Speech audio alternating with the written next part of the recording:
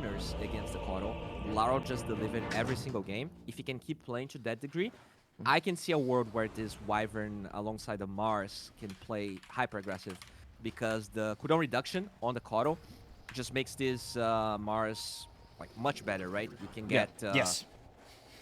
it's just so much burst damage. You're gonna get Arena. There's gonna be like 2 Spears, 2 God's Rebukes. I feel like most heroes will just melt to that. So we'll see.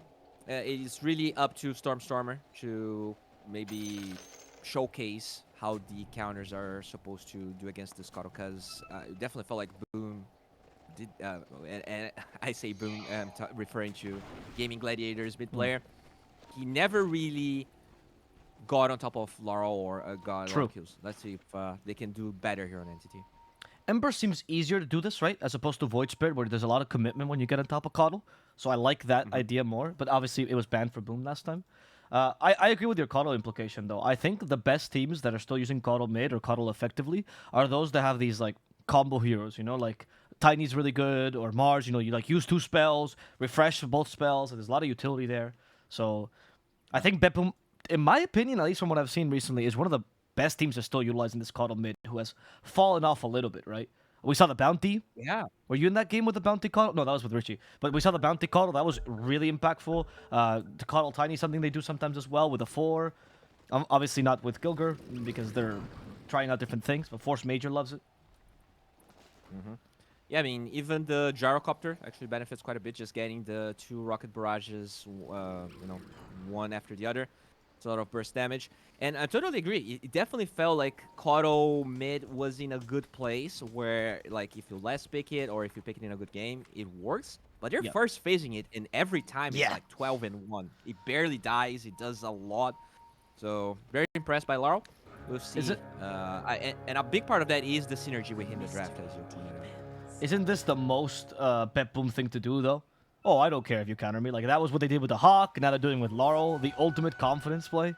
It's something I've noticed with Soneko in interviews and the Hawk as well. And we'll talk about Entity in a second, but it's just interesting because every time I ask them about, like, certain conceptions of Dota and, like, certain, you know, counters and stuff, they always seem to have a different conception than the norm, and they always play around with that. Like, they always are aware of what people think counters a hero, and they play around that idea by deviating their playstyle. I saw that a lot, the Hawk a lot with his Visage. And I think it's very interesting to go anti-meta in that way, right?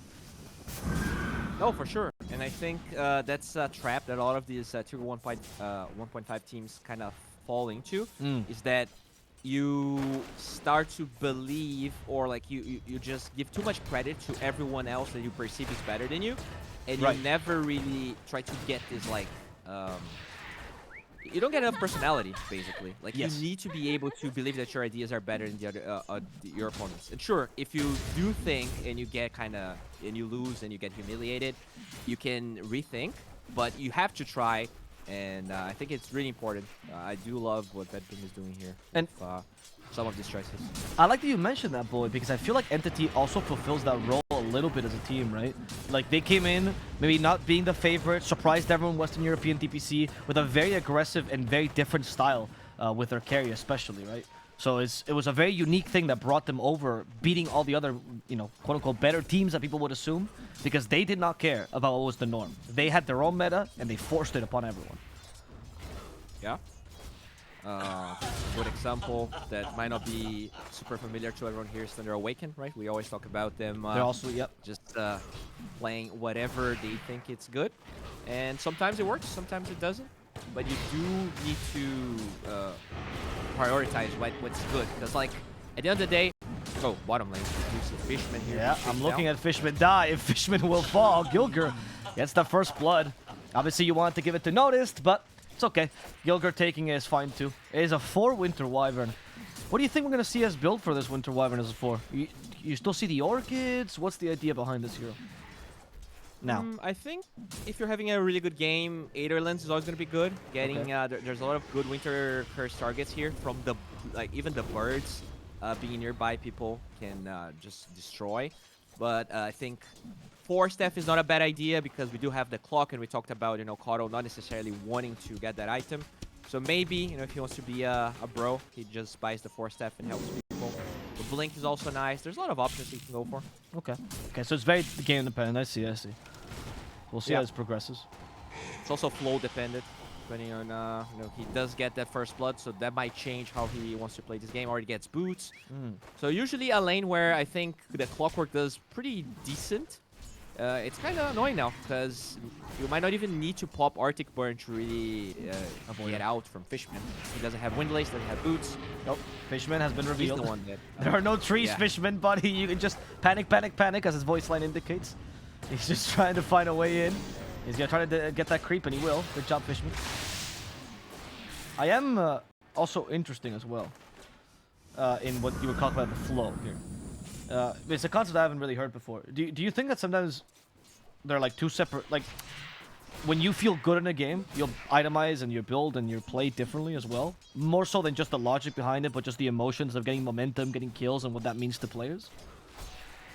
I mean, for sure, like, Ember is a good example of that. Like, if you're having an amazing game as Ember, you always go Maelstrom, right, before BTB. But if you're having a bad game, right, if you go Maelstrom, you might just lose the game because you die all the time. And so sometimes it's feeling-based, right? Like, not necessarily gold-based. Right.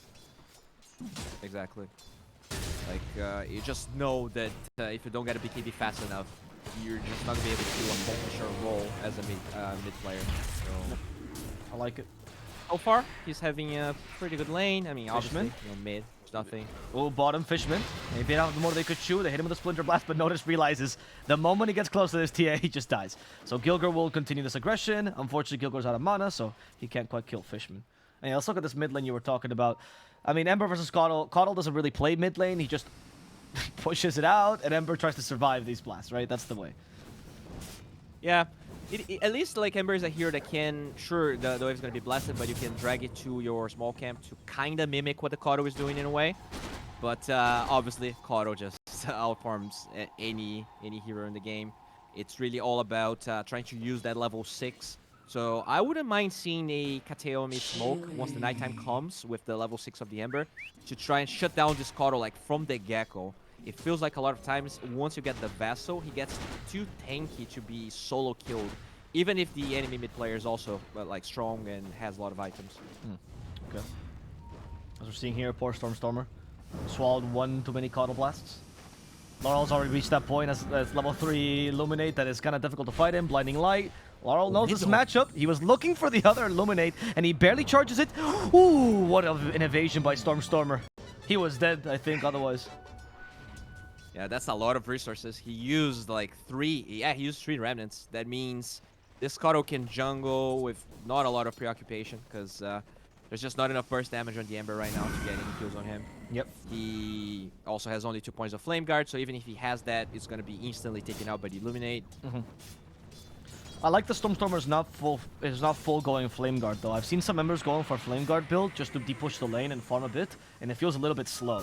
So the point Sleight of Fist will help him get some ganks instead. Soneko might be one of them. Run, little Soneko. There we go. Tethers. And he's gonna be fine. That Arcane Rune exuding from him. A purple aura of fear.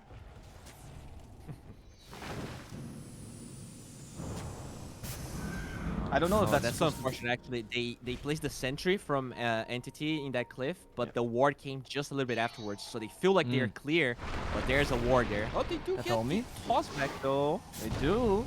Laurel could be in trouble, but never mind. Got the Spirit Form healing a little bit as he now harasses Stormer. Go, Laurel. There's a reason why you have a Fairy Fire. Auto attack him to death. Yeah, at least they do have that one aggressive ward from Entity, showcasing the large camp. This could be a way for them to crack the code onto Laurel. But they don't really have the damage on Stormer. He needs a couple extra levels, I think. Maybe in a level 8 with 4 points on the Sleight of Fist and Chains could be enough lockdown so that Kateomi can walk onto the Caudle. Fishman. I think this is probably going to be a kill. They're just looking for the right spear. The right spear, or nothing, just auto attacks. Notice being super conservative with his mana. Look at that, true play, and the tip from Gilgir. Okay. Yeah, I mean, he's getting close to his level 6. Doesn't have Soul Ring, so it does make sense that he saves mana. He wants to have enough for the combo once he's level 6. We also see a rotation here from Kateomi, trying to use that ward, but he gets taken out. The Hawk. And he's in trouble. Okay. We don't have the Blinding Light just yet, so they can't really push him back. And Kateomi will be able to get out. Time for the runes here. Let's see if they secure this on Entity. Stormer just went by, took a Coddle Blast to the face, as Soneko gets away thanks to the tether. Back with his buddy, he is. And they kill Toby, though. They have 2 points in Rocket Barrage. That's enough to take the Gravekeeper's Cloak, sorry. But not really enough damage to kill these familiars quickly. Okay, he's gonna try, though. That is lackluster, the Hawk. That is very, very sad. And he knows this, so he just backs off in shame. Yeah. As that happens, though, Pure is getting a lot of space. Even though they are not really shutting down Laurel, they're also forcing all of the supports to kind of back up the mid lane here for BetBoom, which does open up space for Pure, but they have that ward. Yeah, Pure. He's to be caught with the arena now. Laurel hits him with a full Illuminate as Pure gets sent back. There's Kateomi helping out a little bit with a 3 slow, but a second Illuminate. Oh, Pure! They didn't get killed by it. I don't know if it actually grazed him there. Doesn't really matter though. Notice has enough damage. He still has a Mango if he wants to continue for Kateomi. But low HP, not too confident in fulfilling this prophecy. Instead, he'll try to push his tower. Kateomi, you are a madman. He does have Magic Stick, which is why he's playing so aggressively. Mid lane, meanwhile, Stormer starting to push this lane. No Orb of Corrosion, however, so it is going to be a little bit slower than usual. Also, I want to point out, notice he just cracked 130 mana here on that Mars. If he didn't save mana getting that Clockwork kill, he actually wouldn't have enough mana to get the kill. Sure, he has the Mango now, but during that fight, he also wouldn't have enough resources. So very nicely played by him in both fights. He's also the one that placed that ward that allowed them to get the TA kill. Amazing, amazing gameplay from him. The Hawk farming really quickly here with that IO. One problem though of having IOs that your levels do suffer a little bit, and he did get 2 points of Rocket Barrage to try and deal with the Visage. So it means that even though Pure died, he's kind of keeping up with levels at least. Yeah. Stormer slowed a little bit in the mid lane. Flame Guard should keep him alive. We get a rune first for him. The BetBoom's playing really well with the supports in the runes, really shutting down what the Ember wants to do. Even though Coddle doesn't want the runes, just denying them from Ember is really important. So it's nice that they recognize that. Yeah, it's true, right? That is one of the things that I saw no one doing when he was up against the Coddle. He would play like Tiny or Kunkka, and he knows Coddle has him on rune, so he just abused that to get constant mana and always be able to catch him out.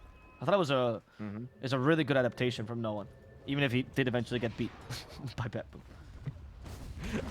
That was not the reason. Let me just say, it was a really good lane. Now, we do see Catapult Wave in the top side of the map. Unfortunately, it feels like this Visage is aware that something is happening. He's not showing lane. Maybe realize that Gilger is trying to use those birds against the Papa Visage. Yeah. With Catapult, it's going to be difficult to take away this push, especially because mid Catapult also being well utilized by Stormer. So what tower do you even defend? It seems like none. Wow. Mid falls, and top is going to fall too soon too. That's a lot of map control going the way of Entity. Okay, does start to get the deny. I think Gilger might be dead. I think Gilger might be dead. Oh, Gilger? Never mind. Gilger, look, just run at him. Yeah, run at Toby. He'll never expect this. Go, Gilger. The closer you are to Toby, the less damage he deals. Oh, no. Oh, no. Oh, no. His weakness, the Searing Chains. Oh, fire. Oh, Gilger's dead. Bottom lane, they use an arena to kill Kateomi, so I guess it's 4 for a 4, and also a tower for BetBoom to equalize this map pressure a little bit. Yeah, really good moves by Entity, securing these 2 towers. Kind of a bummer that the Coddle didn't defend, but he also realizes that there is a fair amount of gap close, so defending that, even though Coddle is really good at that, he could bleed some kills, and overall, as a mid Coddle, you can't really die too much to be effective. So I understand why he didn't really attend to those lanes. The Hawk keeps on scaling here. We'll go for that Maelstrom BKB build, so he still needs a while to take his chaos. And with those 2 towers down, I feel like once this Death is ready for Pure, they might just be able to join the pit here on Entity. There's not that many ways for them to contest Roche. The Blink on Mars is really what might allow them to do it. Okay. We'll see who gets it faster, the Dash on TA or the Blink on Mars. They're actually equal gold away from it, so it's Yeah. it's pretty close. So do you think that once you have Blink on Mars, you can contest Roche, or it's still possible for Entity to take it quick enough? Oh, you can, like if the Mars is showing bottom or if for some reason Arena gets used in a kill that is not that effective, that could be the cue for Entity to just Roche. So it's kind of an awkward situation. Like ideally, you want to make sure that if you're using Arena, you're killing the TA. And then like you don't care that Arena's on cooldown because the TA is going to be dead. Right. I'm interested in that. So does that mean that Mars, so like, does Mars now have to be aware of his Arena usage and has to be much more careful with how he uses it, considering that Roche is always a threat in BetBoom's mind? Is that something Notice is supposed to be considering? Oh, for sure.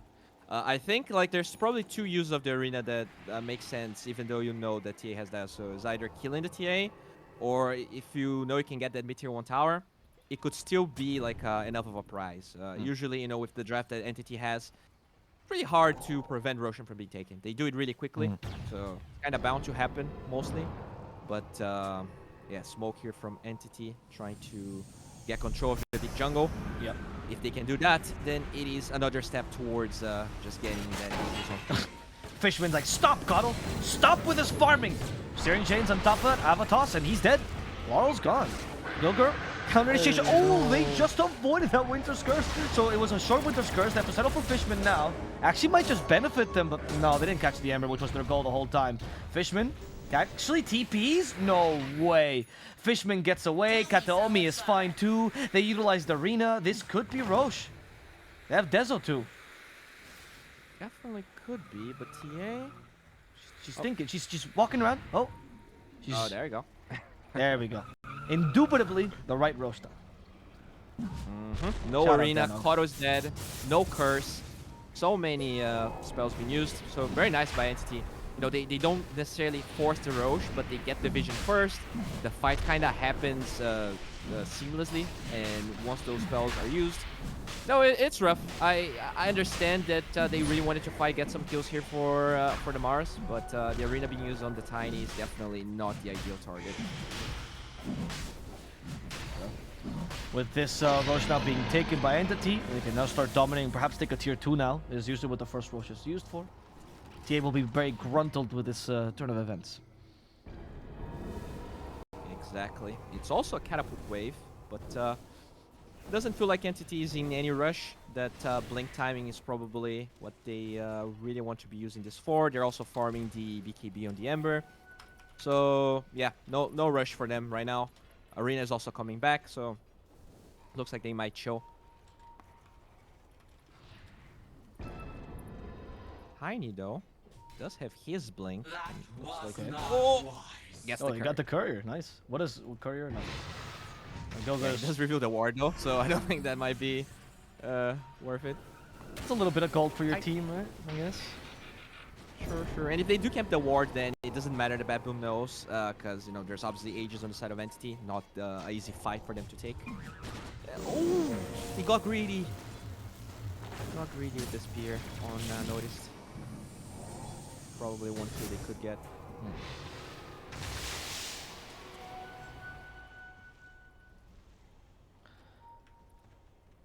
They're now going to try to push. Yeah, I'm going to try to push top. Rocket Flare for Vision. How much do you commit to Gilger? Fishman is... oh no, Fishman got blocked by creeps. Fishman's ultimate enemy, and apparently his self-worth as well. A single creep wave. Good smoke here. They're kind of baiting this Wyvern. They are, but... They can get Notice message. shows himself, Toby. Okay, there's the... Wraithpacker needs to be killed first. Notice deals with that as they now go for Toby. No Gravekeeper's Cloak, which means his Visage will fall quickly to the Hawk's Rocket Barrage and, well, physical damage.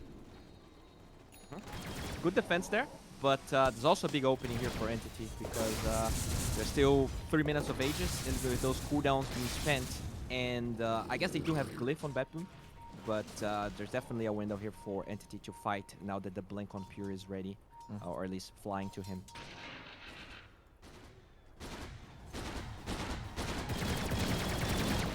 Hawk's BKB is ready. That's big. Problem is that he is starting to get under-leveled quite a bit, you know? That's the only downside of having Io chase you around. He's level 11 against the almost level 14 on Pure.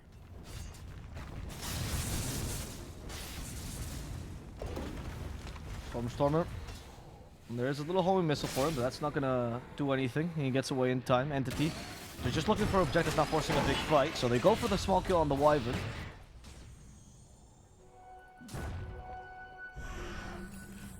Time to go for the tier 2s as well.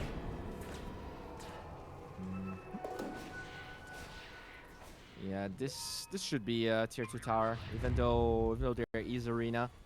It is a tough fight for BetBoom once everyone is together. They do smoke here. The glyph gets used. They're looking for the Hawk, I think, but he does have that BKB as we talked about.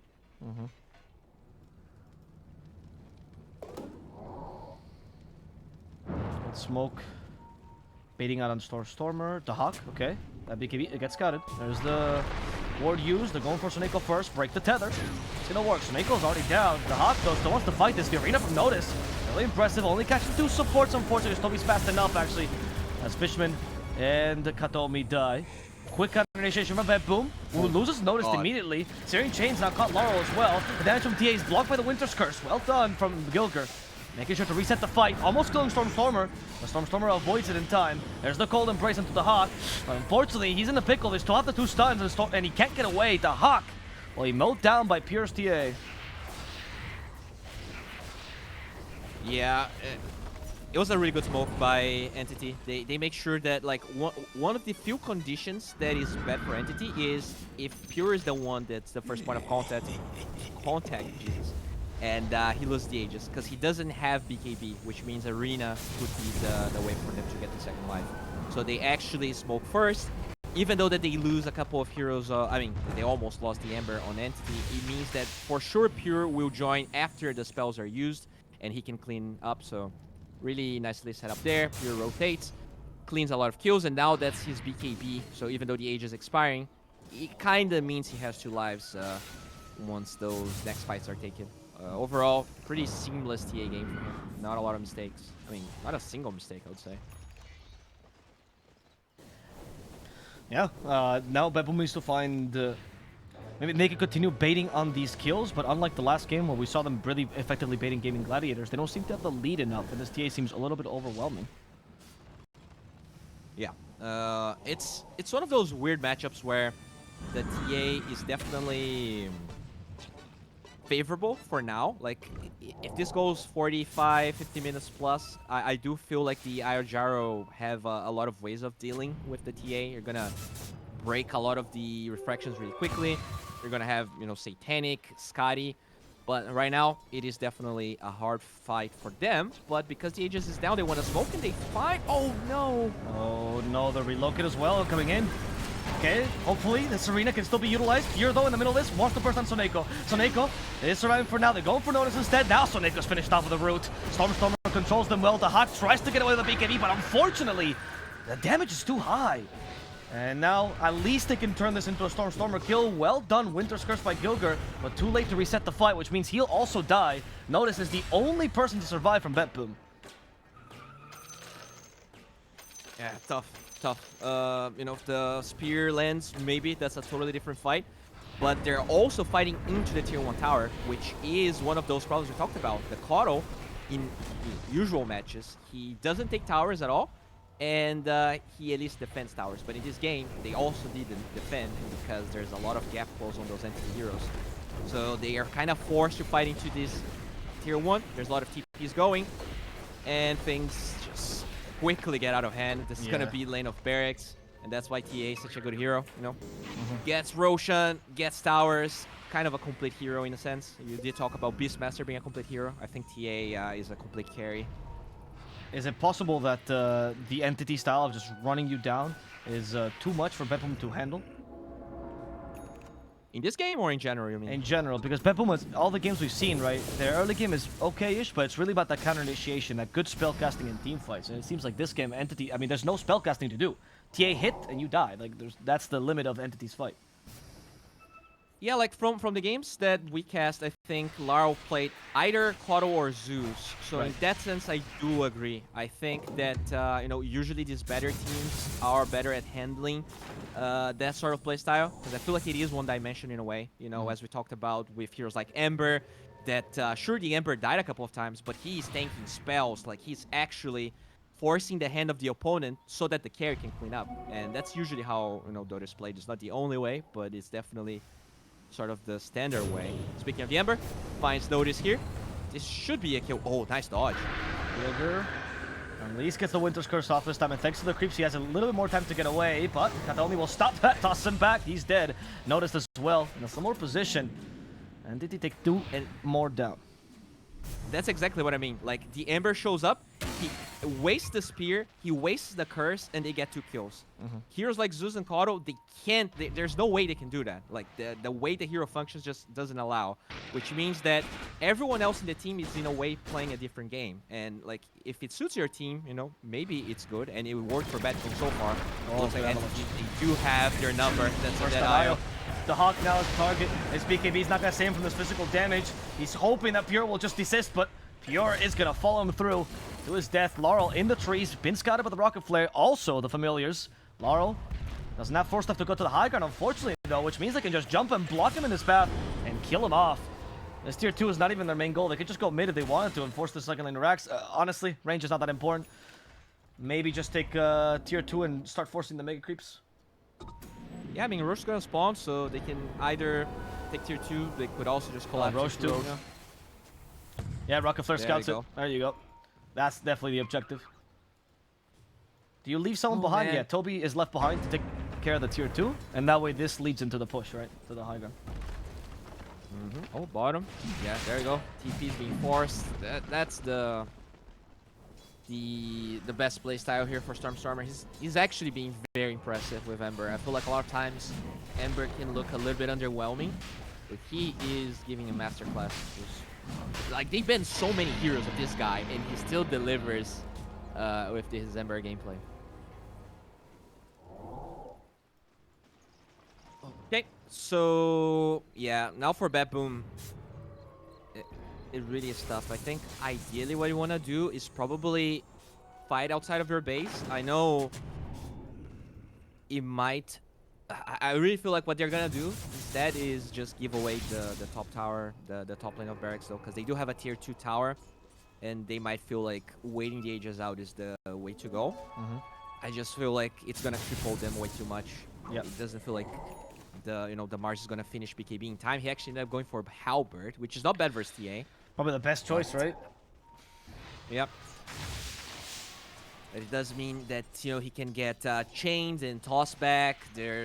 He's not really living through this fight. Oh, man. The butterfly, though, on the Hawk, definitely a nice addition. Although, because he has to, like, he's so poor and has to buy the Eagle Song to have the items, it means that the TA can adapt, and Bloodthorn is going to be purchased in 500 gold. Oh, wow. That was a very quick Bloodthorn. Why the Bloodthorn over the MKB here? He actually had MKB queued up, but he probably felt like, being able to silence the Wyvern. There's a lot of heroes that have high impact spells that don't have any of these spells because they are so underfarmed on BetBoom. Even the Mars, right? He'll just get that silence, and there's no arena, there's no spears. Yep, true. Sure, he gets the halberd off, but I'm sure the team connects and he dies anyways. Fishman? Wow. He sets up his flag. This is my territory now.